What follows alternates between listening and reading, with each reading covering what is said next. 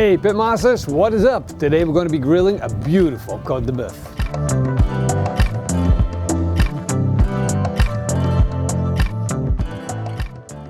Before we start grilling this steak, I want to introduce you guys to a special guest. This is Stefan Groothuizen. Roel, Welcome. Stefan Groothuizen, for you guys that are not into ice skating, you're an Olympic champion ice skating. How cool is that? Right here, grilling with us. No barbecuing. You might want to put that on. It might It's gonna be hot in here. It's going to be messy. Okay, cool. I got a beautiful Côte de Bœuf that we're going to be grilling today. And I wonder, how is your grilling steaks skills? Pretty bad, I think. I suppose, yeah. Yeah, So, I don't barbecue as often as you do, I guess. Just so 2-3 times a year, I think, barbecuing. So I hope I give my barbecue life a big boost after today. Awesome. So we're going to be considering this like a mini course that I'm giving you, and hopefully you guys can take something away from that. So what we got here is the wood fire grill. It's an Ophir, and it's a beautiful grill. It's got a nice flat top surface, and we got our heat inside here. So these logs have been burning now for like an hour or so. They've completely burned down. We got beautiful embers, and we got a lot of heat in there. You can put your hand over it, and that's how we determine. Oh, that's nice. Exactly. So you want to like 1, 2, 3, and then you have to take them away. Otherwise you get burned. That's when you know it's completely hot and ready to go. You can feel here that the heat is not that high, so that's good. What we want to do with this steak, because it's really thick, we want to cook it indirect first, and then we're going to sear it off. So somehow in this grill we gotta create an indirect section. So we're going to move all these hot embers to this side, because the wind is coming in from this side. This is the hot area, this is the cool area. We want our steak to be here, but first we gotta move these embers. Since you're here anyway. Well, let's try. You might want to try it. Yeah. For sure. You got skills. Yeah, wow. At least almost a fire master. So what we're going to do now, we're going to put in 2 bricks. So if I can borrow this gloves, your gloves, because it's super hot. Yes, I'm fireproof, but not this fireproof. There we go. Now we're going to put in our grill grate. Just gonna lower it in there. So here we got a hot area, and here we got a cool area. I can keep my hand here for a long time. Maybe you want to try that. Yeah, I want to know. I'm curious how long you can do. Not on a plate, I think. It's not that hot. So we got this nice ribeye, and what we're looking for in the ribeye is color and texture. So we can see that there's not a lot of intermuscular fat. This is probably grass-fed ribeye. Still a nice ribeye though. We got some fat here, and it's going to taste amazing still. We're not going to put any salt on it. Why? We're going to put salt on it afterwards. We want to first sear it, cook it, and when it's completely finished, we're going to season it with salt. Because if you season it with salt up front, it's going to taste less well, and you're going to get less pronounced flavors from the beef than when you season it afterwards. So what I'm going to do now is first season up our grill grate with a little bit of oil. Move your hand to the right. You're right, yeah. Just touch it. That's gonna be too hot. You can already see now that it's the air is coming in. Yeah. It's getting a really nice and orange glow over it. I'm going to put a little bit of olive oil on a paper towel and clean up the grill grate. Now we're really gonna start. Bend over. Pick up myself. You look more like a serial killer than a doctor. Dexter, huh? All right, now just take the steak, put it over indirect heat. Maybe first we'll put a little bit of olive on it, because it's a new grill grate. Rub it in, oh yeah. There you go. Cool. Now you're going to place it with the bone in the direction of the heat to protect the meat. Okay. Now to add a little bit of flavor to this, I'm going to add a small chunk of wood, which is going to be smoking, and it's going to provide us with a little bit of smoke flavor on our steak. You can put the lid on if you want. When do we turn the meat around? We don't have to turn it around. We're going to slowly let it come up to temperature, but we're keeping our eye on it because it's wood fired. It's not like a standard indirect grill, so we got to play around with it, move it a little bit. But we do it by eye, we do it by intuition. As you can see, we're picking up a nice bit of smoke right now, and we might want to check on our steak and see how it's doing. This side still looks the same. The other side, you can see it's starting to cook. So you're right, we might want to flip around at this point so we get an even cook on both sides. So I want to give you the honors. Here's a tweezer, barbecue style. Cool. Flip that steak. Now we're going to put the lid back on and let the steak continue to cook. Now while we're waiting for the steak anyway, we might as well start preparing some herbs because we need flavor in our dishes, we need flavor in our food, and I want to start out with flavored olive oil. So if you get this jar and you get the olive oil, just pour it in there. How much? Full? We'll take that bottle because we're going to need a lot of it. Okay, we need a lot. And the funny thing is, if you make a lot of this olive oil, this flavored olive oil, yeah, just go ahead, I'll tell you when to stop. If you make a lot of it, then you can use it whenever you want to, whenever you start cooking. So flavored olive oil is a cool thing to have, and it gets better by time. It's going to be better tomorrow or the day after tomorrow, even next week. So you want the flavors of the herbs to really suck in there, I guess. Now you can stop. Yeah? Now we're going to fill that up with seasoning, and we got some fresh herbs here. We're going to put that in. We're going to start with some garlic. Now we'll put in some fresh herbs. We're going to start with our basil. We just want to bruise the leaves a little bit. We're not going to chop it or anything, just bruise it up and put it in the olive oil as well. Some fresh parsley, put it on the board. Roll it around a little bit, bruise it, put it in the jar. Some chives, cut the chives fine, put it in with olive oil. We're also going to put in 3 of these kumquats. They're citruses and they basically taste like oranges. Super sweet, a little bit bitter on the skin, but super flavorful. We're just going to put them in whole. Fresh out of your own garden? Where do you get them? Definitely not. These are from Germany. A good friend of mine brought them, the world champion, Oliver Sievers, and they taste amazing. You can probably get them in the Netherlands as well, but I'm not sure where. Okay. If you don't have these kumquats available to you, you can put in a little bit of lime or lemon zest. You want to try one? Yeah, for sure. Okay. Why not? Good? Yeah, it's nice. A little bit sour, a little bit bitter as well for the skin. Yeah. Tasty though. Kind of some strange flavor on it, which I not really can say, but it's good. It's good. We'll put in some fresh thyme, just a little bit, and a twig of rosemary. Now we'll close the lid. Now look at that. Isn't that a beautiful sight? It's nice. You don't have to shake it. Oh yeah, we're going to shake it a little bit. But the main thing is that we're going to let it come up to temperature so it warms up a little bit, and all of the ingredients that are in there are going to give off their fragrance. So we're going to put it on the grill on the cool side. Seriously? So I'm just putting my hand here. If you put your hand there, you can feel it. It's cool. It's like lukewarm to the touch, and that's a good place to set it. I'm going to let it sit here until we start searing off our steak and get our grill really hot. Now we want to check on our steak, make sure she's doing good. But the funny thing is, some people say that they can determine how far it's cooked by touching it. But you actually can't. No? It's impossible. No, because different cuts of meat and different cows, they have different tenderness. Yeah, thickness, tenderness. So you can't actually determine on is it cooked or is it not. The only way to be sure is a thermometer. Okay. So to do the honors, to check on it. Yeah. In the middle, I guess. In the middle, yes. 47.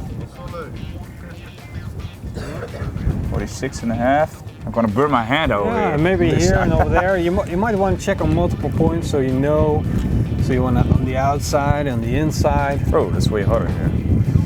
Okay, on the outside we're at 49 degrees Celsius. When I go deeper in, we're going to 49.2. So basically we're getting real close to where we want to be. Just leave it a little bit longer. But do you see the color that we're building up? We got that nice smoke color building up. Yeah? Oh, wow. Yeah? Honor to me? Yeah, of course. Get it out? Of course. You're the special guest. You're the Olympic champion. I'm just the barbecue guy. I just want to check it one more time. See if we are at the right temperature. 54 degrees Celsius. That's nice. Let's take it off. Over there. That looks really nice. Can I eat it right now? No, you can't eat it. No, you can't eat it right now. It looks really good. It's going to taste really good, but we're going to make it even better. So we got to wait for that. Okay. We're going to let it rest for at least 10 minutes and then we're going to sear it off. So while our steak is resting, we're going to crank up the heat, take the plate off. We need to take our grill grate out because we want a lot of heat. We want the ring to be hot. So we're going to take the grill grate out. Put some gas in there. Gas? Ah, you've heated up, man. No? No, we're just going to use beech tree and get some nice hot embers, get a nice hot ring. But first, we're going to take off our jar because we don't want to break it. We put in so much effort to create something beautiful. Let's set this aside. And the way I like to do it is set them side by side like this and build kind of like a Jenga tower. And how high are we gonna go? I think if we got 6 logs in, that will be fine for now. This is my favorite moment. Set fire. But we don't have time to stand around. We just got to prepare the rest of the food. I'm just going to clean off the edge of the grill.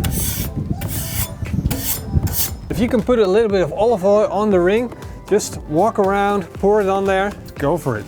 Let's go. And we're just seasoning it right now. Put the oil on the edge. This is going to make it non-stick. I thought I heard non-steak. You think it would non-steak? Non-steak. No, that would be a problem. Yeah. Now we want some side dishes, and I got some pre-cooked potatoes and sliced. So we're going to put these on the grill. If you use your hand, you can feel it where it's getting hotter and where it's still cold. So if you go here, it's still not that hot. But we want like a nice Maillard effect on these potatoes. We just want them to come up slowly, so we're not gonna put them in a hotter spot.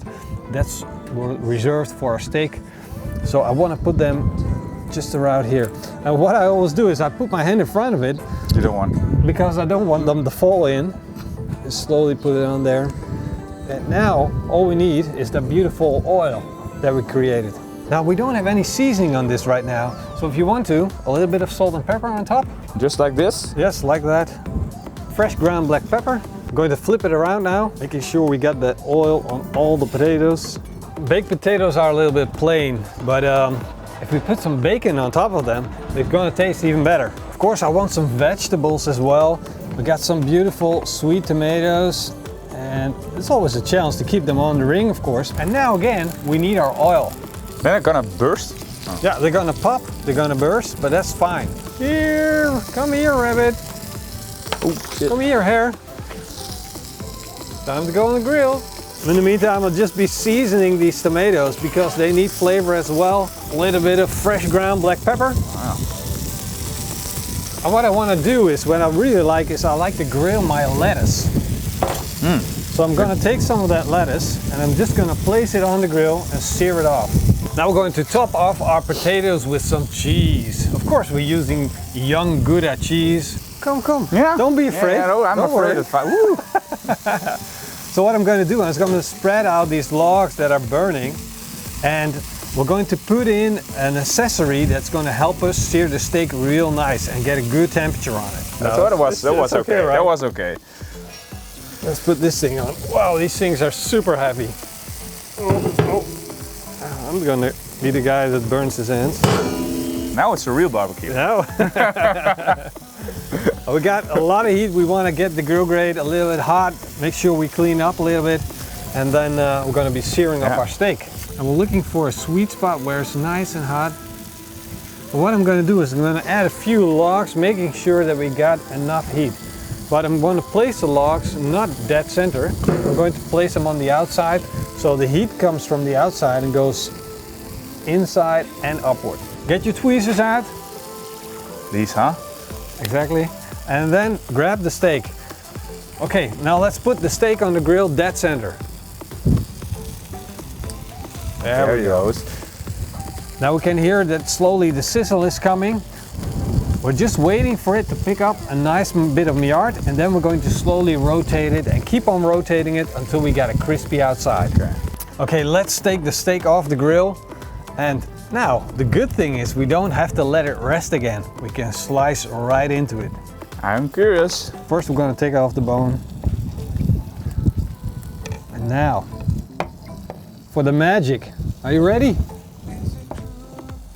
I can't hold Stefan back any longer. Oh no. Take me away.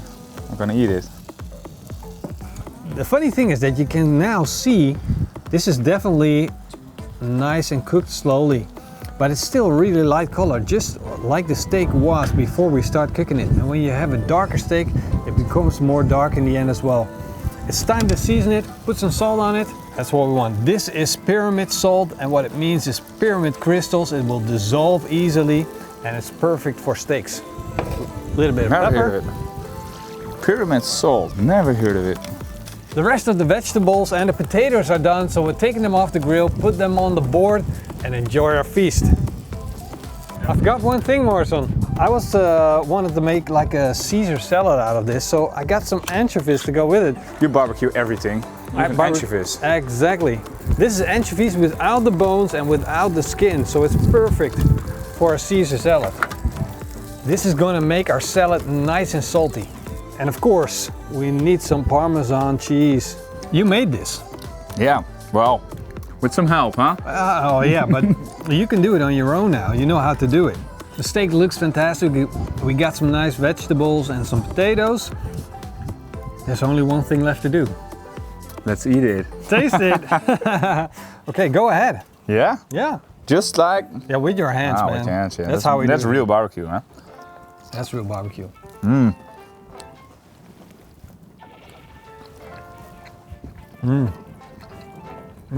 Really good. So, this is normal lunch for you guys, huh? Every day. Yeah. Lucky life, guys. You should be a barbecuer. That's a life. I get skater, you get barbecues. There must be a difference, huh? Well, I like to try a little bit of lettuce, the anchovies and a tomato, and then pile it all up. Yeah. There we go. That's good. Well,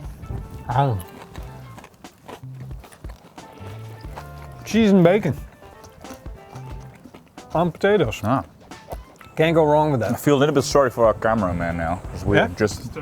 You're the first one. Nobody Well, ever feels sorry for him. No, we'll go on. Yeah. Well, Yeah. I like to eat alone while he watches. I don't know what that is. Okay, Morrison, you want a little bit? Some of that steak a or? really small piece, huh? Look at that. Look at that thing. It has your name on it, Morrison. Steak blowing in the wind.